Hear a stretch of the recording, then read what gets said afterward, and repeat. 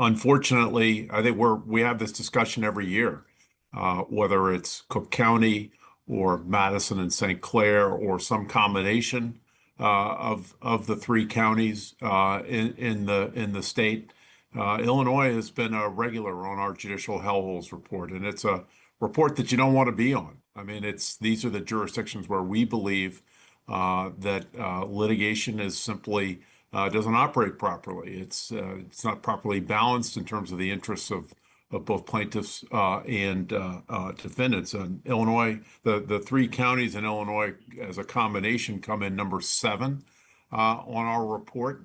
The analysis that's been done by the Perriman Group found that the average family of 4 people, or 4, two, husband, wife, and 2 children, the actual cost of lawsuit abuse in the state is over $7,600.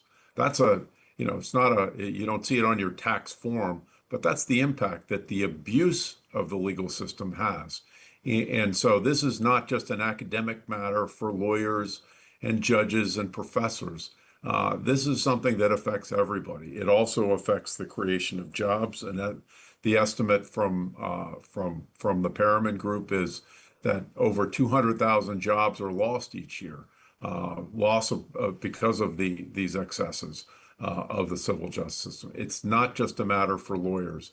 So any and all of your listeners should be focused on and I think advocating for reasonable, thoughtful improvements to the system so that it helps with with the affordability of matters, greater capacity to improve their income, and making life better without forfeiting their appropriate rights to access the civil justice system. Even though it's a judicial hellhole report talking about the courts, probably the single most significant negative change took place as a result of legislation that was jammed through the legislature at the 11th hour earlier this year and signed into law by Governor Pritzker. And essentially what it does is it opens up Illinois to litigation from all over the country. I think, your listeners should be, as Illinois taxpayers, should be comforted to think that the courts that their tax dollars go to pay are serving primarily the interests of the members the members of their community, their neighbors, their friends, and business people when they have disputes. This legislation, however, turns that on its head, and it turns Illinois into the courthouse for the country. That virtually any case can be brought in Illinois, and it joins Pennsylvania with the dubious distinction of having this sort of wildly excessive issue with regard to jurisdiction. Why Illinois?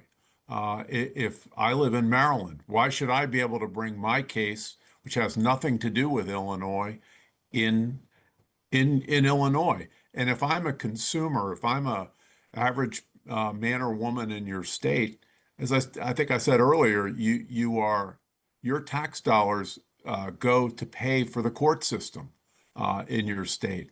And if your court becomes an attraction for litigation from all over the country, and you have a case, how difficult is it going to be for you to bring your case? Are the dockets going to get jammed up? Is the legislature going to have to then in turn appoint more judges? I mean, where does this go?